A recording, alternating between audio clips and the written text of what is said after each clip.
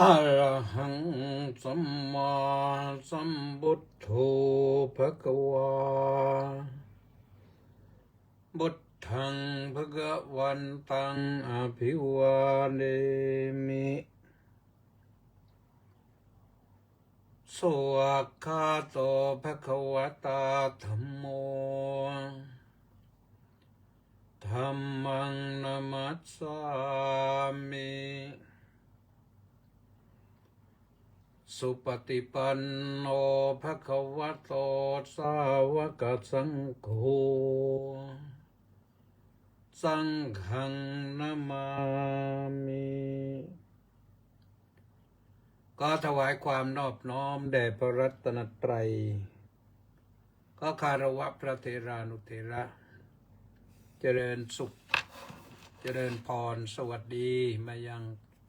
ท่านสาธุชนผู้ติดตามสดับรับชมรายการพุทธานุภาพทุกท่านวันนี้มาพบกันวันอาทิตย์ที่18มกราคมพระพุทธศักราช2569แรม15ค่ำเดือนยี่เป็นวันพระสิ้นสุดเดือนยี่เป็นวันพระใหญ่วันแรม15ค่ำก็ตั้งใจฟังนะเอาบุญเพราะว่าจะสิ้นเดือนแล้วสั่งสมบุญไว้เยอะๆหน่อยวันพระเราก็ทำจิตใจให้มีพระไว้ในใจคือพระธรรม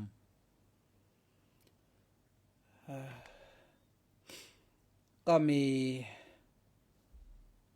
กิจกรรมวันนี้ก็ไม่มีอื่นใดภาคเช้าก็อาตมาภาพเองก็ทำวัดเช้าแล้วก็ฟังเทศโดยท่านเจ้าคุณกิตติวรประสาทสุชินสุขิโต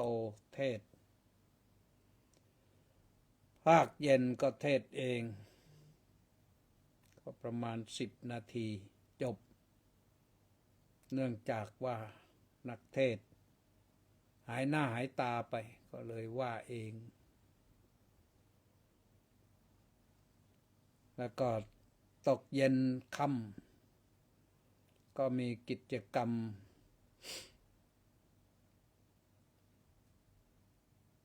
ทำวัดเย็น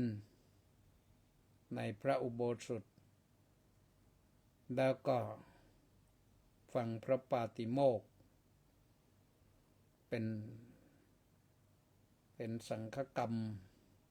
ทำปาติโมกข์สิ้นเดือนพรุ่งนี้ก็ขึ้นเดือนใหม่เราไม่ค่อยตื่นเต้นกันขึ้นเดือนใหม่เนี่ยแต่ว่าเดือนใหม่ก็คือเดือนใหม่นะเราตื่นเต้นปีใหม่ถ้าอย่างไรเสีย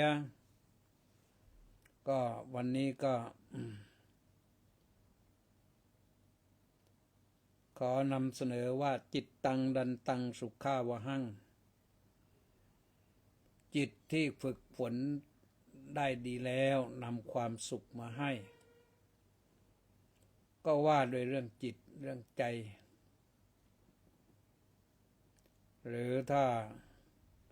เอาพระบาลียาวๆก็มีข้อหนึ่งว่ามโนปุบบังกมาธรรมามโนเศรษฐามโนมยามนัสสาเจปสันเนนะภาสติวากโรติวาตะโตนังสุขมนเวติจักกังอาชายาวะอนุปายินีแปลว่าธรรมทั้งหลายมีใจเป็นหัวหน้ามีใจเป็นสภาพถึงก่อนสำเร็จด้วยใจถ้าใจดีไม่ถูกอะไรมาครอบงำคิดไว้ดีๆจะทำจะพูด จะคิดก็เป็นเรื่องที่ดีความสุขย่อมติดตามบุคคลนั้นไปเหมือนเงาติดตามตัวตนไปฉะนั้นเราเดินไปถึงไหนเงาก็ตามตนไปความดีก็จะตามเราไปในทางกลับกันมโนปุบบังกมาธรรมามโนเศรษฐามโนมยามนัสสาเจปดุทเทนะภาสติวากโรติวาตโตนังดุขมนเวติจักกังวะวะหโตปดังธรรมทั้งหลายมีใจเป็นหัวหน้ามีใจประเสริฐสุดสำเร็จได้ด้วยใจถ้าบุคคลมีใจถูกทำร้ายเสียแล้วจะทำจะพูดรวมถึงคิดด้วยความทุกข์ก็ย่อมติดตามบุคคลนั้นไปเหมือนล้อเกวียนหมุนตามรอยเท้าโคไปฉะนั้นคือมันตามไปข้างหลังติดไปไม่ทิ้งไม่ห่างเพราะฉะนั้นอยากจะบอกว่าทำใจให้ดีนะวันนี้ทำใจให้ดีๆเข้าไว้ใจหนักแน่นเข้าไว้เรื่องใจหนักแน่นจำเป็นมากในยุคนี้ซึ่งมันเป็นมาหลายพศแล้วตั้งแต่2-3 พศที่แล้วมาถึงพศนี้ก็ยังต้องจิตใจที่หนักแน่นเพราะถ้าใจอ่อนแอเราก็มักจะเสียท่าแล้วเสียการเสียงานเสียทรัพย์เสียความรู้สึกทุกอย่างเพราะฉะนั้นใจเข้มแข็งไว้ต้องไม่อ่อนแอใจเข้มแข็งไม่อ่อนแอนะให้ใจเข้มให้ใจแข็งไม่ใจอ่อนแอไม่ใช่เป็นใจไม้ไส้ระกำแต่เป็นใจที่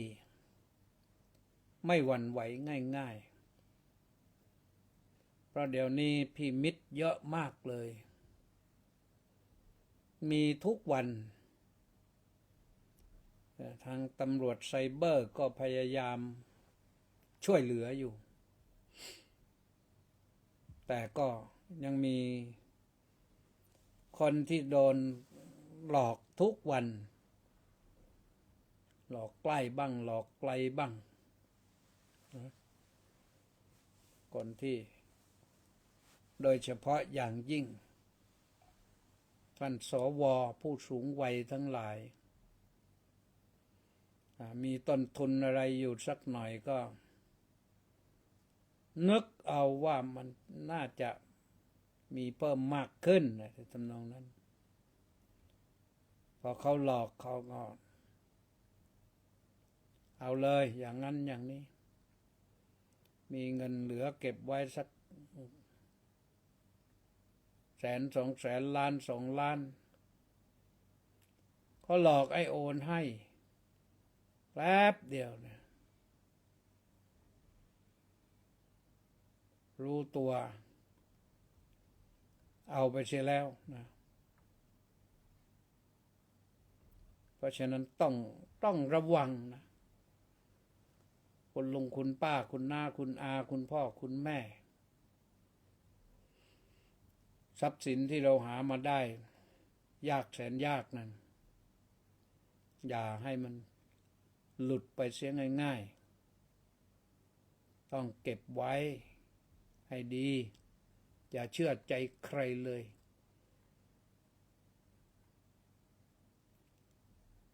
ถ้าจะมีน้ำใจก็ต้องลองให้มาเห็นหน้าเห็นตาไม่ใช่ดูในจอนะ มาเห็นหน้าเห็นตาก็คือ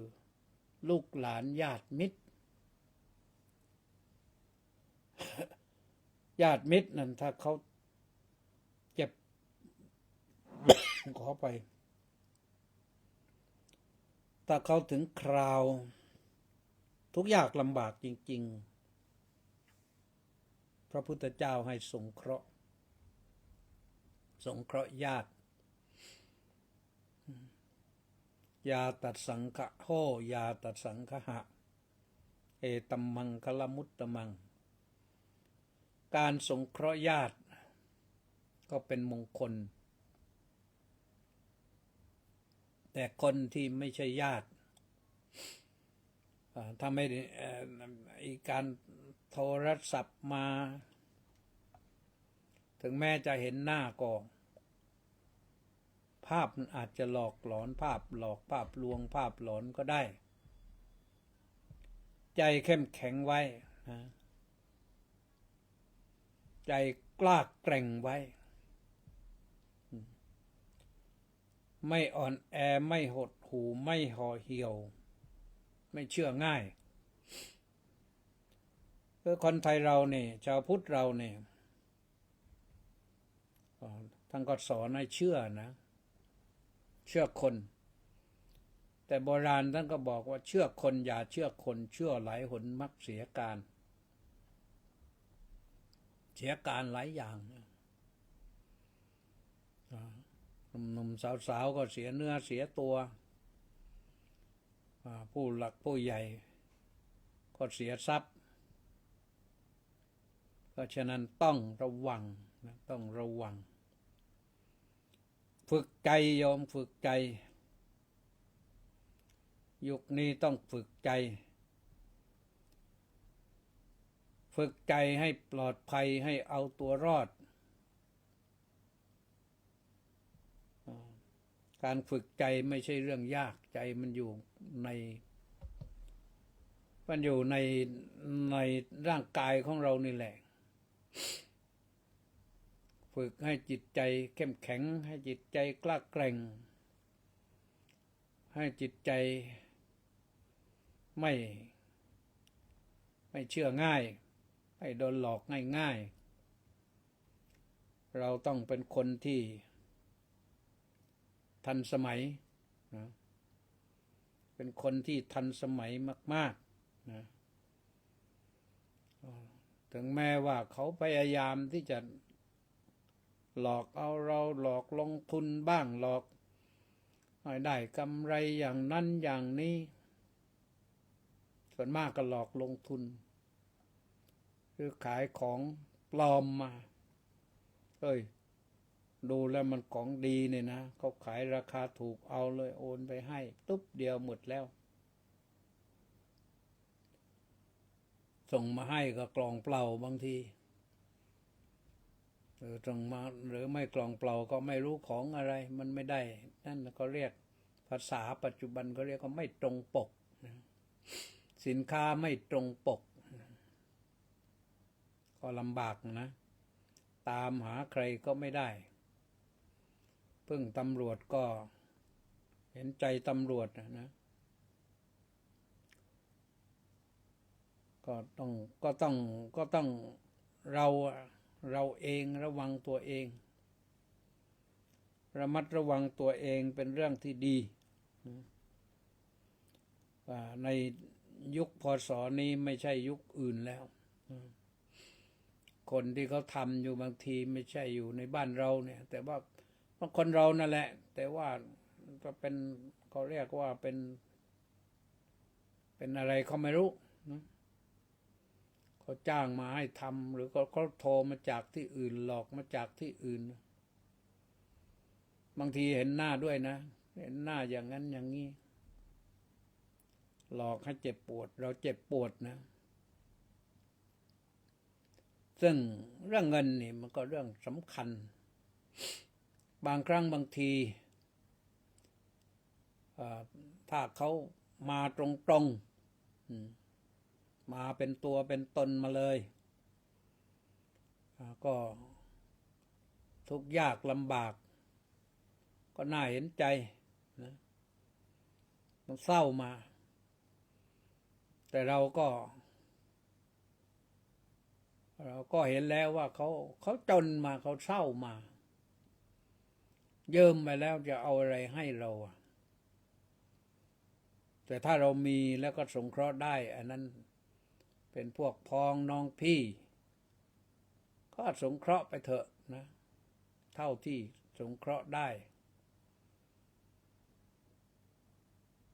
บางทีคนกันเองแท้ๆนี่แหละแต่ประเด็นปัญหาที่เขายืมไปแล้วเขาก็ลืมเราไปเลยก็มีนะก็เคยเจอนะเคยเจอ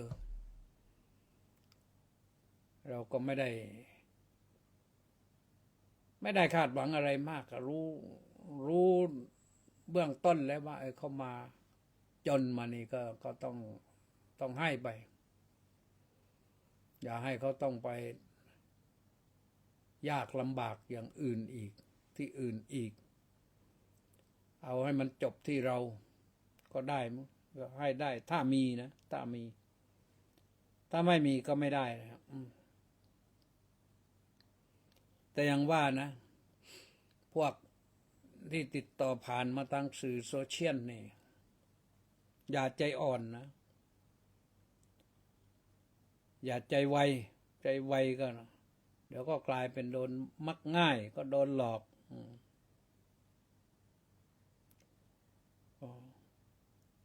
พอโดนหลอกแล้วเราก็ช้ำใจคนอื่นไม่มาช่วยช้ำใจก็ดีไม่ดีเพื่อนรู้ก็เพื่อนหัวเราะเยาะเอาอีกนะมันสำคัญนะเพราะฉะนั้นก็ฝากไว้เรื่องนี้นะเป็นเรื่องสำคัญวันนี้ต้องขออนุโมทนากับม็อกโคนาและ FC อีก639คนออนไลน์เข้ามาก่อนรายการเปิดรายการนี่ก็มาโผล่อยู่แล้วนะอนุโมทนาสาธุนะส่วนว่าหน้าจอนั้นมีใครบ้างทอดีไซน์มาว่าสาธุสาธุนะกฤษไกรดิษฐ์มาจากหัดใหญ่นนกราบนมัสการท่านเจ้าคุณครับสาธุนะต้าสิทธิมงคลก็นมัสการสาธุครับสาธุแม่ชีสมใจสาธุเจ้าข้าสาธุมณีแสงจันทร์มาจากอินเดียนนน้อมกราบนมัสการสาธุเจ้าข้าสาธุแปะนันทิการก็บอกว่าน้อมกราบนมัสการสาธุเจ้าข้าสาธุนะเพ็ญญาภักดิ์บุญศรีสรโชติกราบนมัสการท่านพระอาจารย์น้อมกราบสาธุข้าเจ้าข้าสาธุประสานเรืองดิษฐ์มาไกลนครศรีธรรมราชนั่นสาธุกราบสาธุครั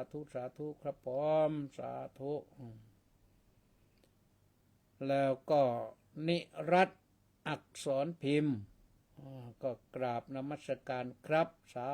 ธุแล้วก็ท่านกำพลผู้มณีก็กราบนมัสการมาในวันอาทิตย์ที่18/01/2569ด้วยความเคารพอย่างสูงครับพร้อมสาธุนะ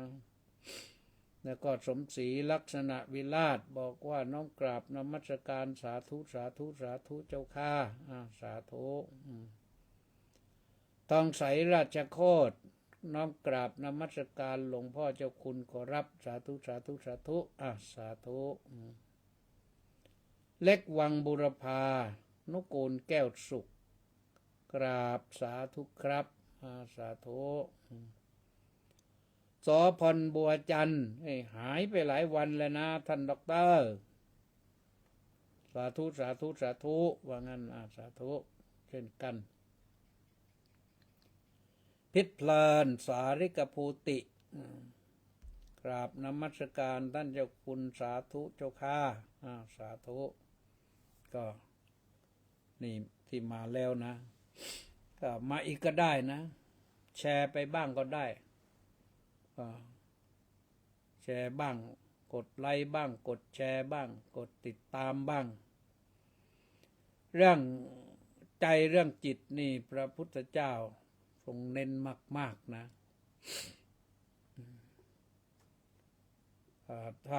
ถ้าใจไม่ดีแล้วก็จะเสียหายคนเรานี่ต้องฝึกใจสารพัดเรื่องฝึกใจได้แล้วก็ดีสารพัดนะความดีก็อยู่ที่ใจในสารานิยธรรมสูตรตรัสบอกไว้ว่าอิทัปอะไรภิกขเว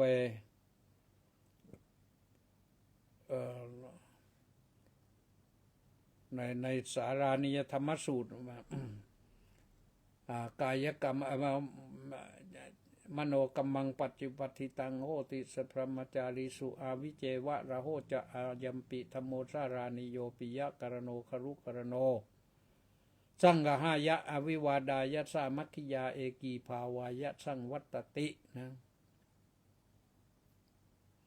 ปุณจปรังภิกขุโนนะตั้งเมตตาจิตเมตตามโนกรรมเมตตาแผ่ไปยังเพื่อนพ้องน้องพี่ญาติสนิทมิตรสหายเราแผ่เมตตาไม่ต้องให้อื่นนะแผ่เมตตานี่ไม่ต้องลงทุนพอแผ่เมตตาไปให้ทั้งผู้ที่ล่วงลับไปแล้วทั้งผู้ที่ยังอยู่ทั้งที่เป็นญาติเป็นมิตรทั้งที่ไม่ใช่ญาติไม่ใช่มิตรสัตว์ทุกชนิดเราแผ่เมตตาให้เขาได้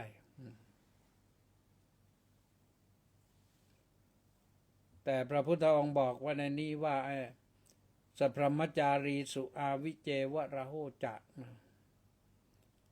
ทั้งในที่แจ้งทั้งในที่ลับแผ่ไปในเพื่อนพรหมจารีคำว่าพรหมจารีคือผู้ที่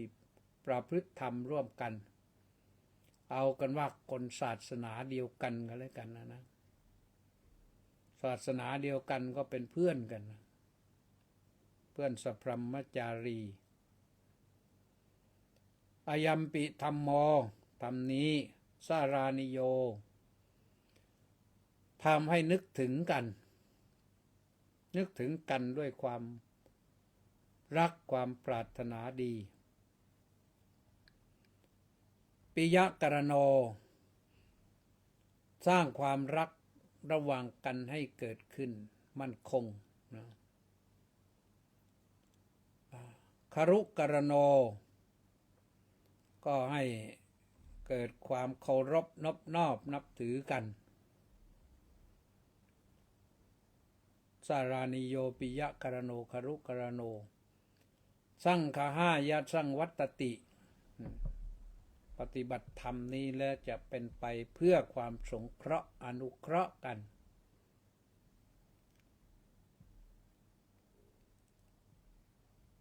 อายัมปิเป็นสังฆายะอวิวาดายะเนี่ยสังวัตติปฏิบัติธรรมนี้แล้วย่อมจะเป็นไปเพื่อความไม่ทะเลาะเบาะแว้งกัน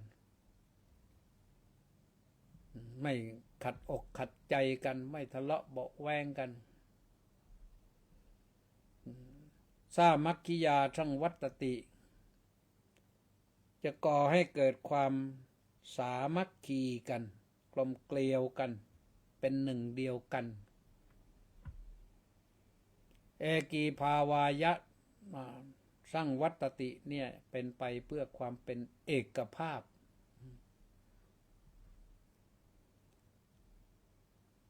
นี่ความเมตตาจิตนะเมตตาจิต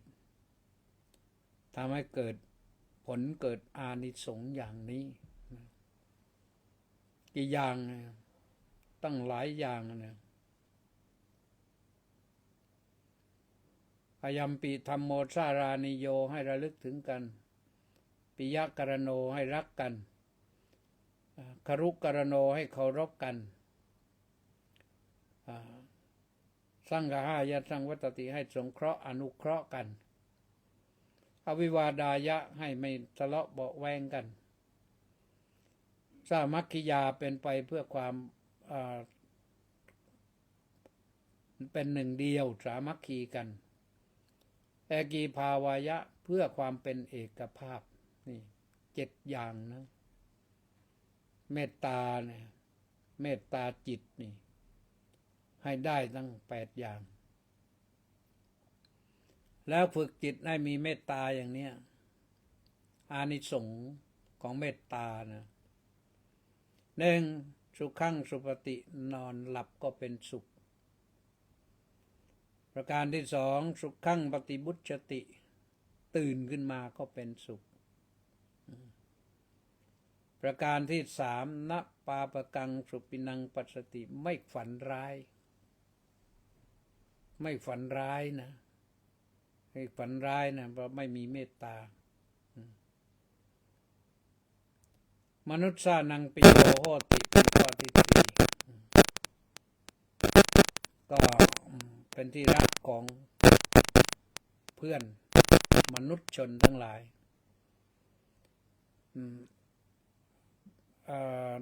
แล้วก็อะไรต่อ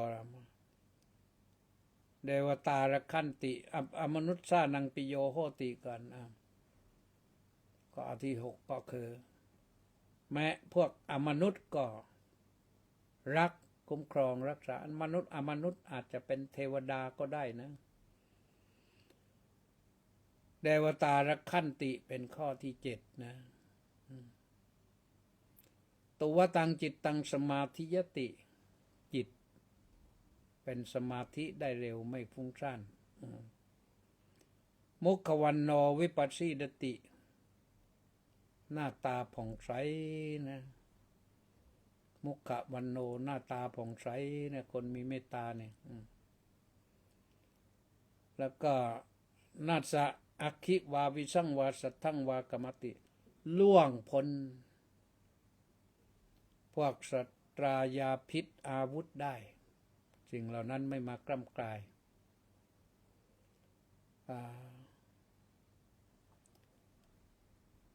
อะไรกติปฏิวิชชันโตพรหมลูกปโกโลกูปโคโหตินะ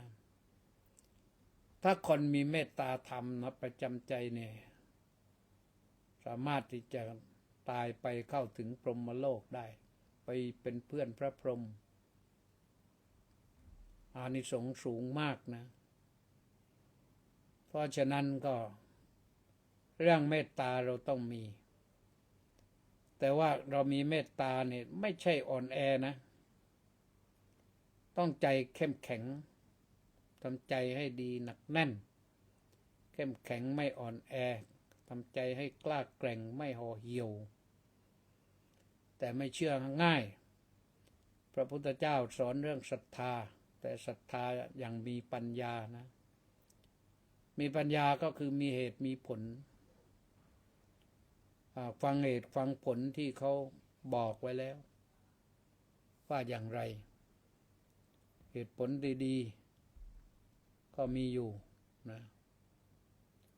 เพราะฉะนั้นเราก็ไปตามคำสอนของพระพุทธเจ้าเลยนะมีเมตตาเยอะๆแต่ใจเข้มแข็งกล้าแกร่งนะก็เป็นอันว่าหมดเวลาวันนี้ก็ความสุขความสวัสดีความเจริญในธรรมของพระสัมมาสัมพุทธเจ้าจงบังเกิดมีแด่ทุกท่านพรุ่งนี้ว่ากันใหม่ยาวๆสวัสดี